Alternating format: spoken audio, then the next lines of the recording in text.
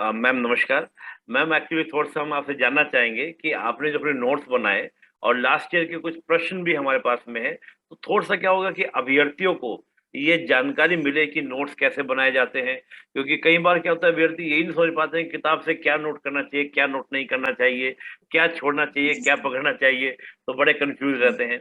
और दूसरा क्या है कि प्रश्न को अगर लिखना है, तो प्रश्न में क्या-क्या कंटेंट हमारा होना चाहिए, क्या छोड़ देना चाहिए? क्योंकि कई बार क्या हो कि एक प्रश्न के ऊपर बहुत सारी नॉलेज हमारे पास में होती है, लेकिन शब्द सीमा होती है, 60 वर्ड है, 30 वर्ड है, तो उसको कैसे बाँधें? और मान लीजिए किसी विषय के ऊपर, किसी टॉपिक के ऊपर कम जानकारी है, तो उसको हम ज़्यादा कैसे लिखें? तो मैम ये थोड़ी चुनौतियाँ अभ्यर्थियों के सामने रहती हैं। तो मैम मैं आपके नोट्स भी आपने हमने आपसे रिक्वेस्ट की थी, तो आपने मेरे नोट्स भी हमें शेयर किए, जैसे ज्योग्राफी का ये नोट्स है। तो मैम थोड़ा-सा बताएँगे कि आप जब नोट्स बनाते थे, तो आप किस समय किन बातों का ध्यान रखते थे ताकि आपके नोट्स बेटर बने और आपको मेन्स में रिवाइज़ करने में इश्यू ना हो मैम? सर, मैंने सबसे पहले तो ये डिस्ट्रिक्ट वाला नोट्स बनाया था। सारे डिस्ट्रिक्ट के बारे में जो बेसिक इन्फॉर्मेशन हमको होना चाहिए, वो सब चीजें मैंने एक पेज पे लिखने की कोशिश की। जैसे कोई डिस्ट्रिक्ट में कौन से रिवर फ्लो होती है, वहाँ पे जी कौन मैम। से मिनरल मिलते हैं, वहाँ पे कौन जी, से उद्योग हैं, वहाँ जी, की कला संस्कृति कैसी है, वहाँ जनजातियाँ क्या है। तो इन जी, सब चीजों को लेकर के मैंने एक मतलब एक मैप के थ्रू भी बनाने का कोशिश किया था कि कुछ कुछ चीजें जो है मैप से हमको याद होती हैं इससे। और जी, बाकी जी। कुछ कुछ जो फैक्ट था वो मैंने सिर्फ फैक्ट फैक्ट को ही लिखा था। ज्यादा ओके। कुछ मैंने उसे लाइन लाइन नहीं लिखा है। सिर्फ फैक्ट जो इम्पोर्टेंट होते हैं, जो जी, प्री के पर्पज से भी इम्पोर्टेंट होते हैं, और हमको मेंस में भी बेनिफिट होता है कि कभी कभी कुछ कुछ चीजें 2 मार्क्स में पूछ देती हैं, तो ये सब चीजें लिखने में आसानी होती है। तो इस तरीके से मैंने बनाया था कि एक कोई भी डिस्ट्रिक्ट हम ले लें और उसके बारे में थोड़ा बहुत इन्फॉर्मेशन कि वहां से कौन कौन से हाईवे वगैरह जाते हैं, वहां पे कौन से रिवर फ्लो हो रहे हैं, ये सारी जी, चीजें मैंने उसमें इंक्लूड किया है। और फिर जो भी इम्पोर्टेंट जो तथ्य होते हैं, वो सारे जी। मैंने नीचे में लिखे ताकि मुझे बाद में याद रहे। और कभी कभी ऐसा होता है कि कुछ करंट है तो उसके लिए आप एक पेज छोड़ सकते हैं, कभी कभी उस जिले से रिलेटेड कोई करंट है तो आप वहां भी ऐड कर सकते हैं, तो वो और जी, भी आगे आपको बेनिफिट करेगा। हालांकि मैंने करंट के लिए अलग से और बनाया था। जी, जी। तो मैम आप सिंपली ये कहना चाह रही हैं कि अगर आपको ज्योग्राफी तैयार करना है, तो ज्योग्राफी के लिए आप डिस्ट्रिक्ट वाइज़ तैयार करें और उस डिस्ट्रिक्ट के बारे में अगर हम बात करते हैं, तो डिस्ट्रिक्ट का आपने बाकायदा मैप हाँ बनाया, वहाँ पर आपका रिवर क्या जा रहा है, आपका मान लीजिए कोई हाईवे जा रहा है, तो हाईवे कैसे जा रहा है, कौन-कौन सी सिटी वहाँ की जी फेमस हैं और कौन से वहाँ पर क्या है कि आपके अभयारण्य वगैरह हैं। तो पूरा आपने क्या किया, हाँ। उस मैप के अंदर अपने आप को क्या किया मैम, शो किया? मतलब इसीलिए कि हमारी एक बेसिक तैयारी हो जाती है, फिर बाद में जब हम अलग इंडिविजुअल पढ़ते हैं रिवर के बारे में, मिनरल के बारे जी, में, तो इससे ये होता है कि हमको सब बेसिक चीजें पता होती है, तो हम उन जी, जी। चीजों को फिर से पढ़ते हैं तो हमारे लिए इजी होता है याद करने में। जी, यानी कि उसके सब चीज़ों को आप यानी कि आप हम बात करें इकोनॉमिकली बात करें, सोशल बात करें, हाँ उसका मतलब हाँ आपको हर तरह से आपने हर एस्पेक्ट को सुनने का प्रयास किया, उसके जी ज्योग्राफिकल हाँ। फीचर्स हैं, ताकि वो पूरा जिला तैयार हो हम्म, जाए और बाकी फिर बाद में हम उसको कहीं रिवाइज़ करें, हाँ तो वो फिर चीज़ें बाद आपको में जब हम जी, रिकॉल करते जी तो जी आपको याद आ जाता है मैम। और आपने बड़ा और कहीं से इंटरेस्टिंग जी, बलरामपुर का जैसे आपने लिखा, तो आपने बलरामपुर के बारे में इन्फॉर्मेशन भी साथ में उस मैप के साथ ही, जो आपने डायग्राम जी वगैरह हाँ बनाया, मैप बनाया, उसके साथ आपने वो इन्फॉर्मेशन भी डाल दी। तो ये अच्छा तरीका है मैम, बड़ा अच्छा तरीका है और ये सभी मैम आपने रखा इसी प्रकार से आपके नोट्स आपके देख रहे हैं। जी जी मैंने तो कुछ न कुछ थोड़ा बहुत ऐसा हल्का फुल्का बनाया था कि कुछ कुछ मुझे जी, बाद में याद ही रहे, कर पाऊँ, मतलब देखूँ तो मुझे रिकॉल हो जाए हर चीज एक बार में। हाँ, मैम एक आपने यहाँ पे डाला हुआ है बिलासपुर संभाग के बारे में। तो मैम जो ये पूरा जी आपने जी मैप बनाया हुआ है मैम, ये क्या मैम कैसे बनाया, क्या बनाया मैम इसके अंदर ये आपने? ये सर पूरे मैंने हाईवे तो ऐसे मैप तो दिख नहीं रहा है, बट क्या है मैंने जी, ऐसे सिंपली बनाया था ताकि मुझे समझने में आसानी हो। तो ये जी, जैसे कि जी, कुछ कुछ हाईवे वगैरह जा रही है तो वो सारी चीजें मैंने थोड़ा कवर कर लिया था कि कभी जी, कभी पूछ देता है कि क्या कौन सी हाईवे यहाँ से गई, इस टाइप का कुछ भी पूछ देता है, तो हमको एग्जैक्ट पता होना चाहिए। और वहाँ पे कौन कौन से तहसील है, ये सारी चीजें छोटी छोटी चीजें जो है वो मैंने जी, बनाई थी इसमें। जी, जी, तो इससे क्या है कुछ कुछ याद रखने में आसानी होती है ये सोच करके। बाकी इतना इन डेप्थ तो ये सारी चीजें एकदम ज्यादा पूछता नहीं है, लेकिन एक बेसिक इन्फॉर्मेशन हमको होना चाहिए। कभी कभी जैसे कि अभी शायद 2019 में या 20 में ऐसा कुछ क्वेश्चन पूछा था कि इस नेशनल हाईवे के बारे में बताइए, तो जी, ऐसा आ जाता है कभी कभी, तो ये सारी चीजें बेनिफिशियल होती है। जी। मैम मैं इधर कुछ देख रहा हूँ कि आपने कुछ कोड भी लिखे हुए हैं जैसे ये जे लिखा हुआ है, के लिखा हुआ है, बी हाँ बी। तो क्या है मैम कि वो ये शॉर्ट नेम है, जैसे तिफरा है तो टी, तो वहां पे क्या है उसको मेंशन करने में थोड़ा मतलब परेशानी नहीं होती है, पूरा पूरा नाम लिखने से दिक्कत हो जाता है। तो जी, फिर जी। बाद में मैंने शॉर्ट में यहाँ साइड में लिख दिया है ताकि जब बाद में मैं देखूँ तो मुझे पता रहे कि मैं क्या क्या लिखी हूँ वहाँ पे। जी, जी। तो हाँ, इस टाइप मतलब क्या है से ना पूरा नाम मेंशन लिखने करना। जी, पूरा नाम यहाँ पर लिखने में इश्यू हो रहा था, तो आपने साइड में इस तरह हाँ से बना लिया। ताकि आपको बाद में रिवाइज करने में दिक्कत इस नहीं। note को थोड़ा मुझे थोड़ा बड़ा बनाना था और मैं क्या है कि उस टाइम ऐसे ही बना दी, इसको थोड़ा और बड़ा बनाना था, तो इसके लिए क्या है ना, ये ज़्यादा और अच्छे से क्लियर होता। जैसे और कभी कोई बनाना चाहे तो थोड़ा बड़े जगह में बनाएँ, अच्छे स्पेस लेके बनाएँ, तो वो और अच्छे से क्लियर हो जाएगा। बिल्कुल, ये भी कर सकते हैं, जैसे मान लीजिए आपकी नोटबुक है, तो इधर एक पेज में आप पूरा उसका मैप बनाते हैं, उधर दूसरा जो पेज सामने हाँ, फ्रंट वाला पेज है, हाँ, एक उसमें एक उसकी हम कैनवा पे इन्फॉर्मेशन डिस्क्रिप्शन डाल दें। देती हूँ। और बल्कि जी मैप सर, को ऐसा कर इस सकते तरह हैं। से यूज़ करके बनाएँ, यानी कि अगर हम लोग बात करें, तो हॉरिज़ॉन्टल अगर हाँ, उसको लेके नोटबुक को बनाएँ, तो अच्छे से हाँ, आपका मैप तो बन जाएगा। जी, जी, जी। जी। ये अच्छा है मैम, बहुत अच्छा आपने नोट्स बनाया। मैम ये देखिए अभी हैंड रिटन ही ये है कि स्टूडेंट ने हमें भेजा था, तो ये हाई भी उसने जी, दिखाया जी। हुआ उसके अंदर, तो हम कुछ हाँ, इसी ये भी बहुत तरीके। अच्छा है जी। हाँ, जी, जी। तो इस तरह से भी बना ये भी सकते हैं बहुत ही ताकि। अच्छा है। जी, हाँ, ऐसे भी बना सकते हैं। जी मैम। मैम थोड़ा-सा हम लोग बात करेंगे, जैसे आपका हम रिवर की बात करेंगे, जो हाईएस्ट रिवर है छत्तीसगढ़ के अंदर। तो मैम अगर रिवर को हम हुँ, लोग तैयार करते हैं, जो लॉन्गेस्ट रिवर है, कोई भी रिवर की हम बात करें, तो रिवर को हुँ, तैयारी करते समय क्या-क्या बातें ध्यान रखनी चाहिए कि यहाँ-यहाँ से क्वेश्चन बन सकते हैं? मान लो रिवर के किनारे बसे हुए सिटी की बात करें, रिवर का इकोनॉमिकल इम्पोर्टेंस छत्तीसगढ़ में क्या है? रिवर का हाँ। ज्योग्राफिकल इम्पोर्टेंस छत्तीसगढ़ में क्या है? तो मैम रिवर तैयारी करते समय हमको क्या पहलू पर ध्यान रखना चाहिए? किन पॉइंट्स को ध्यान रखना चाहिए? सर रिवर का तो सबसे पहले तैयार करने के लिए हमको एडी-प्री के पर्पज़ से हम तैयार कर रहे हैं, तो सबसे पहले हमको वो कहाँ से निकलती है, उनके जी, पहाड़ क्षेत्र में क्या-क्या आते हैं, उनके किनारे में कौन-कौन से शहर हैं, ये सब जी, चीज़ें हमको बेसिक चीज़ें याद होनी चाहिए। और यदि किसी रिवर पे कोई भी सिंचाई परियोजना चल रही है, तो ये जी, सारी चीज़ें हमको एकदम अच्छे से होनी चाहिए याद। क्योंकि ये जी, सारे मतलब कुछ ना कुछ प्री में पूछ दिया जाता है कभी ना कभी। तो ये बेसिक जो चीज़ें हैं ना, वो सब याद होनी चाहिए। कभी-कभी पूछ देता है कि पौराणिक नाम क्या था किसी भी नदी का, जी, लेंथ को जी, भी लेकर के पूछा जा सकता है। तो ये जो जी, बेसिक चीज़ें हैं कि कहाँ से निकलती है, उनका फिर वो कहाँ पे उसका मुहाना बनता है, उसके सहायक नदियाँ जो नॉर्थ से मिलती है, साउथ से मिलती है, ये सारी छोटी-छोटी चीज़ें जो हैं, उनसे रिलेटेड हमको पूरा याद होना चाहिए। ये प्री के पर्पज़ से बहुत अच्छा होता है और मेंस के लिए क्या है कि मेंस में पूछा जाता है, कभी-कभी 2 मार्क्स में नॉर्मली पूछ सकता है कि गंगा तंत्र को बताइए, तो ये नॉर्मल उसमें आप मेंशन कर सकते हैं कि उत्तर की ओर से कौन-सी बहती है और दक्षिण से कौन-सी मिलती है। ये सब जी, बता सकते हैं, लेकिन कभी-कभी होता है कि 8 मार्क्स या 4 मार्क्स में उसकी इम्पोर्टेंस पूछा जाता है। जी, जी, तो इम्पोर्टेंस को अगर पूछा जा रहा है तो उसका हम इकोनॉमिकली बता सकते हैं कि कैसे मतलब वहाँ पे सिंचाई परियोजनाएँ लगती हैं, तो उससे सिंचाई के साथ-साथ कृषि को भी फ़ायदा होता है। फिर वहाँ पे जी, मछली का भी पालन किया जा सकता है। तो एक मतलब बहुउद्देशीय जो परियोजना होती है, अगर जी, किसी नदी पर है, तो उसके इम्पोर्टेंस को हम बता सकते हैं। उसके जी, पौराणिक महत्व को भी बता सकते हैं। कुछ नदियाँ बहुत प्राचीन हैं, तो उनका भी बहुत हमारे पुराणों में महत्व था, उनका उल्लेख था। तो ये सारी चीज़ें यदि हम मेंस में अगर इम्पोर्टेंस को अगर लेके कहा जाता है, तो उसके अलग-अलग एस्पेक्ट में बात कर सकते हैं। जी, जी। तो इस तरीके से नदी को तैयार किया जा सकता है सर। यानी कि अगर हम बात करते हैं रिवर का, पूछा जा रहा है कि रिवर का इम्पोर्टेंस छत्तीसगढ़ के लिए क्या है? तो हम उसका हाँ, पूरा इम्पोर्टेंस, चाहे वो इकोनॉमिकली बात करें, चाहे उसका कल्चर की पॉइंट की बात करें, सोशली बात हाँ। करें, हर तरीके से जो उसका ज्योग्राफिकल तो इम्पोर्टेंस जैसे है, उन सब चीज़ों को हम हाँ, ध्यान दें। और सबसे इंटरेस्टिंग बात हाँ, आपने बोली कि कोई सिंचाई परियोजना अगर उससे जुड़ी हुई है, आप उसका ज़रूर हाँ, ज़िक्र करें। कोई पॉलिसी हाँ। गवर्नमेंट के रिगार्डिंग है, तो आप उसका ज़रूर जी, ज़रूर जी। ज़िक्र करें। तो इससे आपका आंसर काफ़ी प्रभावित हो जाता है। मैम जैसे एक जैसे मेरे कि अभी सामने। जी, जी मैम आप बोलिए मैम। जैसे भी इंद्रावती नदी पे ही बोध घाट परियोजना मतलब होने वाली है, प्रस्तावित है जी, वो। जी। तो उसके जी। बारे में भी हम कहीं पे जैसे आता है इंद्रावती के बारे में थोड़ा बहुत उसके ऊपर उल्लेख कर सकते हैं। अब जैसे जैसे इसमें पूछा है कि हाँ, जी मैम, ये प्रश्न आया हुआ है कि इंद्रावती नदी में पाए जाने वाले जलप्रपातों का वर्णन कीजिए। तो क्या मैम यहाँ पर भी हम ज़िक्र करते हैं, जब जलप्रपातों का वर्णन करें, तो हम जलप्रपात ज़िक्र कर सकते हैं कि यहाँ पर एक परियोजना चल रही है, मान लो कोई बिजली परियोजना है, कोई हाँ, परियोजना है, तो अगर ज़िक्र करेंगे तो हाँ। अच्छा रहेगा क्या? जी सर, ये क्या है ना कि जब हमारा जलप्रपात का पूरा चीज़ कंप्लीट हो जाता है, तब जी हम मैम। लास्ट में उसको मेंशन कर सकते हैं एक लाइन में कि इंद्रावती नदी पर भी बोधघाट परियोजना प्रस्तावित है और उसके ऊपर इतना-इतना मतलब इतने हेक्टेयर सिंचाई के लिए क्या मतलब प्रस्ताव किया गया है। ये सारी चीज़ें हम लास्ट में मेंशन कर सकते हैं, लेकिन मेन क्या है कि क्वेश्चन में फोकस किया गया है जलप्रपात को।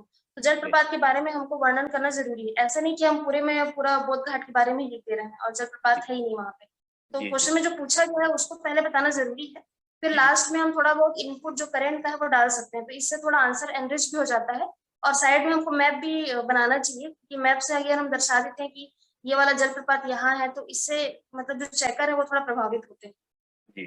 तो मेरा कहने का मतलब ये है कि आप तो एक प्रश्न की डिमांड के अनुसार लिखिए, मैप भी दिखाइए, हाँ, और थोड़ा-सा अगर आप इसको और चीज़ों से हुँ, अटैच कर सकते हैं, मान लो कोई करंट वगैरह उनसे जोड़ सकते हैं, तो वो बहुत अच्छे से आपका हो जाता है मैम।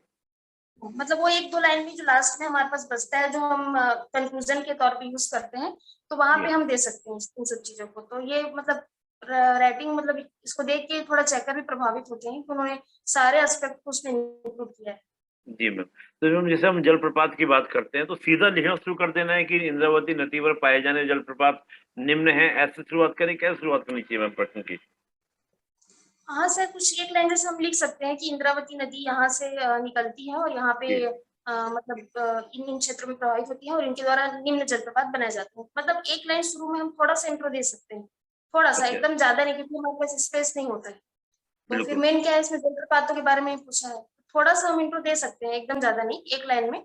और फिर हम जी सीधा ये निम्न इतने सारे जलप्रपात ये इंद्रावती नदी पे बनती है, ऐसा करके फिर उसके बाद पूरे जलप्रपात को अलग अलग पूरा डिस्क्राइब करते हैं उनके बारे में, कि इस जलप्रपात की यहाँ पे चौड़ाई कितनी, लंबाई कितनी, इस पे कोई परियोजना चल रही है, ये सारी चीजें इंक्लूड कर ओके, सकते ओके। यानी कि हैं। और फर्स्ट लाइन लास्ट की में कुछ करें। हाँ जी, फर्स्ट लाइन में तो हम लोग बात कर देते हैं, 1-2 लाइन में हम रिवर का ही इंट्रोडक्शन दे सकते हैं और प्रपातों के हाँ नाम भी हल्का-सा हम एक बार बोल सकते हैं। सेकंड पैरा में हम जो यानी कि जितने भी हमारे प्रपात हैं, उनका हम ज़िक्र करते हुए, हाँ उनका हाँ, वो कहाँ पर उसमें हैं। भी कुछ, हाँ मेन मेन पॉइंट ही डिस्कस करें उसमें भी, क्योंकि हमारे पास स्पेस बहुत कम होगा। तो जी, जैसे कि उसकी हाइट के बारे में, या उसकी जो चौड़ाई है, लेंथ, ये सब कितना है। और जी, अगर कुछ इम्पोर्टेंस है, जैसे कि चित्रकूट जलप्रपात है तो ये भारत का नियाग्रा कहा जाता है, सबसे जी, चौड़ा जलप्रपात है। तीरथगढ़ है तो ये जी। सबसे ऊंचा जलप्रपात है। तो ये सारी जो एकदम जो चीजें इंपॉर्टेंट है, जो चीज हमको मेंशन करना ही चाहिए, तो वो सारी चीजें हमको मेंशन वहाँ करनी चाहिए। मतलब इसके मोटी-सी बिना बातें। मतलब जैसे जी, हाँ, जी, तो इम्पोर्टेंट पॉइंट कोई हमको वहाँ पे डालना चाहिए, कुछ भी ऐसा कि यहाँ से निकलती है, ये यहाँ पे प्रवाहित होती है, ये सारी चीजें मतलब जो एक्स्ट्रा है वो लिखने की जरूरत नहीं है, जो इम्पोर्टेंट लग रहा है वही वही चीजें यहाँ पे इंक्लूड करनी चाहिए। ओके। यानी कि हम बात करें प्रपात की, अगर हम बात करते हैं, तो उसका ज्योग्राफिकल थोड़ा बता दें कि उसकी हाइट क्या है, इसकी लोकेशन कहाँ पर है, हाँ ये थोड़ा ज़िक्र कर देते हैं। जी कुछ स्पेशल जी फिगर जैसे आपने कहा कि भई फलाना प्रपात क्या है, बहुत ही ज़्यादा लाइट में रहता है, उसको कादिर नियाग्रा फॉल कहा जाता है, हाँ वो आप ज़िक्र करें। इसका कुछ उसका हाँ इकोनॉमिकल इम्पोर्टेंस हो, वो भी हम लोग ज़िक्र करें। कोई उसका हाँ कल्चर इम्पोर्टेंस हो, तो वो भी ज़िक्र करें। कैनिवल जो बहुत ही इम्पोर्टेंट है, यानी कि उसको आप ज़रूर ज़िक्र करें, तो आपका आंसर अच्छा हो जाएगा। मैम अगर इसी और प्रश्न में मैथ में भी, कौन। जी हाँ मैम। मैथ में भी, ये चूंकि इसमें दिया है कि इंद्रावती नदी, तो हमको जी, सिर्फ मतलब नीचे का ही पोर्शन बनाना चाहिए, क्योंकि फिर हम पूरा ऊपर बनाएंगे तो उसका भी कोई मतलब नहीं। जैसे सीजी का मैप बना रहा है तो नीचे का जी, सिर्फ हमें बस्तर संभाग वाले रीजन को बना देना चाहिए। तो उससे जी, क्या है जी, कि हमारा स्पेस ही बचेगा, ऊपर का तो अब हमको कुछ दर्शाना ही नहीं, सिर्फ इंद्रावती नदी के बारे में ही बताना है। तो जी, सिर्फ जी, मतलब वो नीचे बस्तर संभाग को ही बस दर्शा दे, तो उससे जी, हमारा थोड़ा स्पेस बच जाता है। ऊपर तो कुछ काम है नहीं, तो पूरा बनाने की भी जरूरत नहीं है, हल्का सा हम बना के दिखा सकते जी मैम। और मैम जैसे मान लीजिए इसी प्रश्न की हम बात करते हैं, तो उसका हमें अगर कॉन्क्लूज़न लिखना है, निष्कर्ष लिखना है, तो कैसे उसको करें मैम, निष्कर्ष को कैसे करें? हैं। ऐसा लिख सकते हैं सर कि इंद्रावती नदी का मतलब बस्तर के लिए तो बस्तर की तो जीवन रेखा है इंद्रावती नदी, और जी, इसी के महत्व को देखते हुए कि सरकार के द्वारा अभी इस नदी पर बोध घाट परियोजना प्रस्तावित है। जी, और इससे जो जो बेनिफिट हो सकते हैं कि वहां पर लगभग 3 लाख समथिंग हेक्टेयर क्षेत्र में वहां पे सिंचाई होगी, तो जी, इससे कृषि को भी बढ़ावा मिलेगा। तो ये सारी छोटी छोटी जो पॉइंट है वो हम नोट करके करेंट को भी इंक्लूड करते हुए हम लिख जी, सकते हैं। तो इससे क्या है कि इंद्रावती नदी का इम्पोर्टेंस भी पता चल जाएगा, और वहाँ पे जो जलप्रपात है वहाँ पे यदि कोई परियोजनाएं हैं तो इस तरीके से हम बता सकते हैं कि उसका बहुत महत्व है।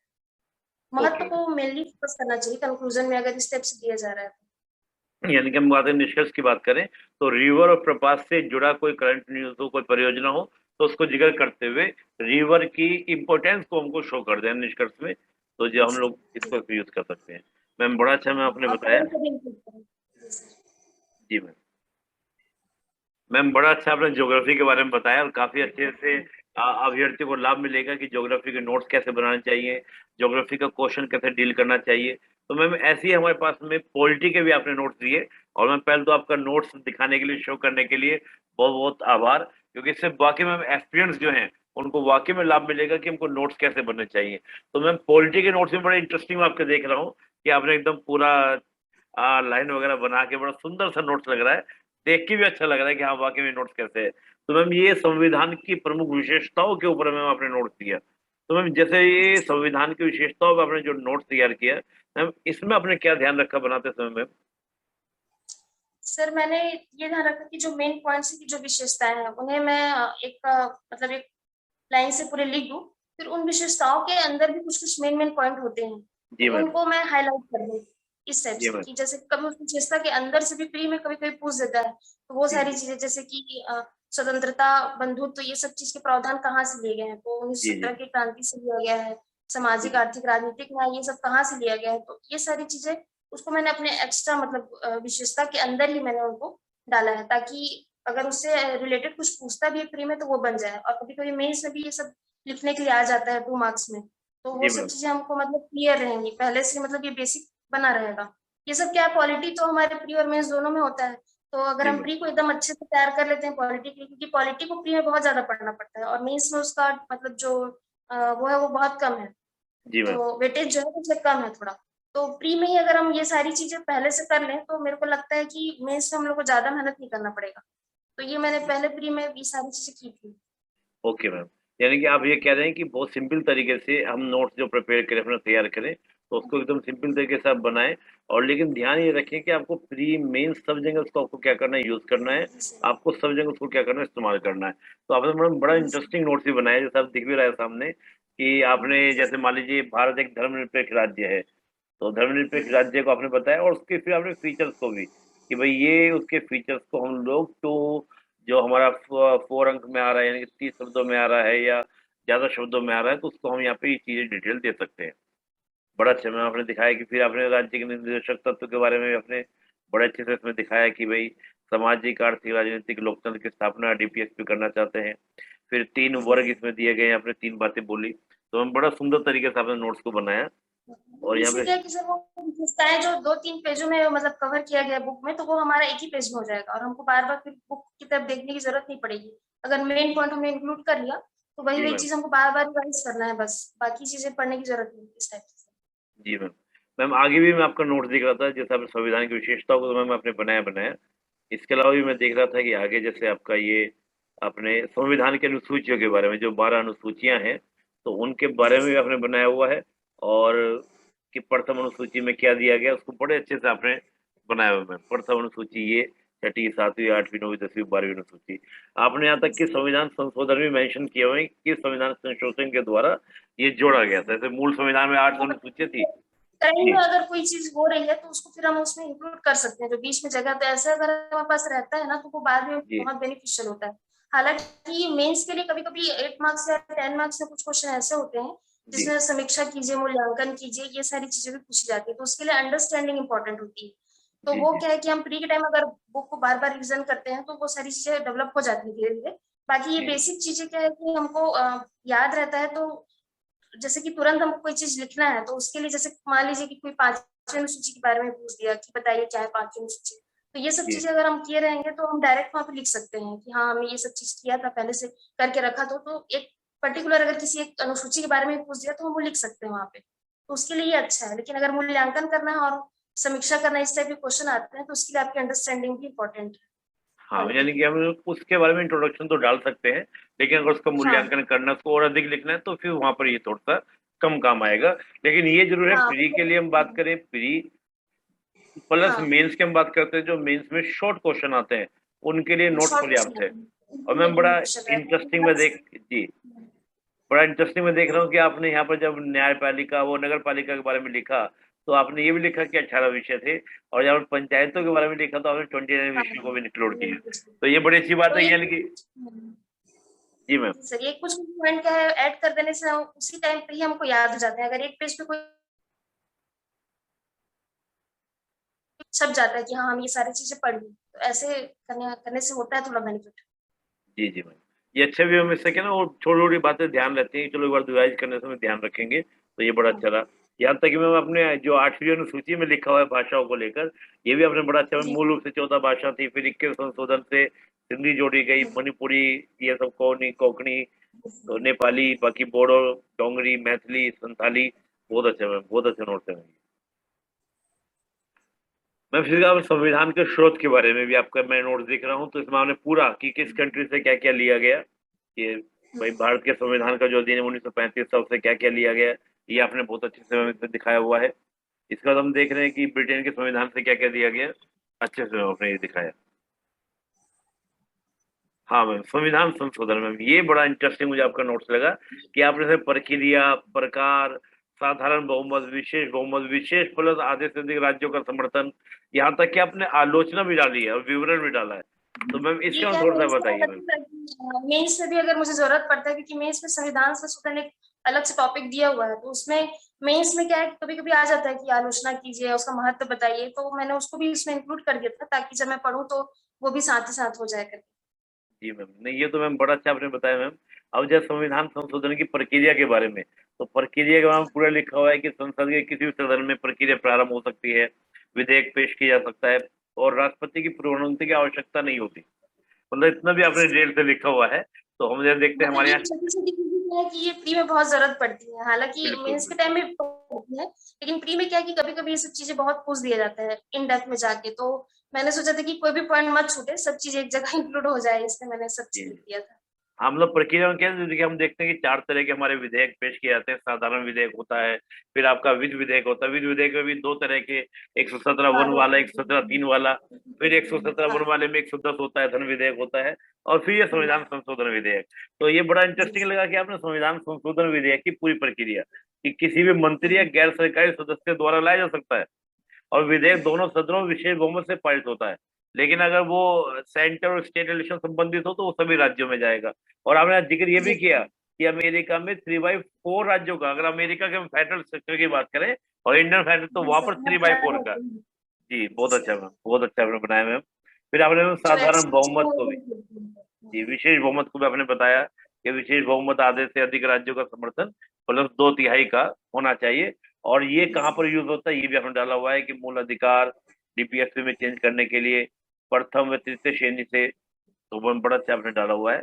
ये बड़ा अच्छा मैम, इंटरेस्टिंग आपका आलोचना भी मैम आप डाली हुई है, और विवरण भी। मैम विशेषता भी इसके अंदर आ जाती है, विवरण में विशेषता ही शामिल हो जाती है। बहुत सुंदर मैम।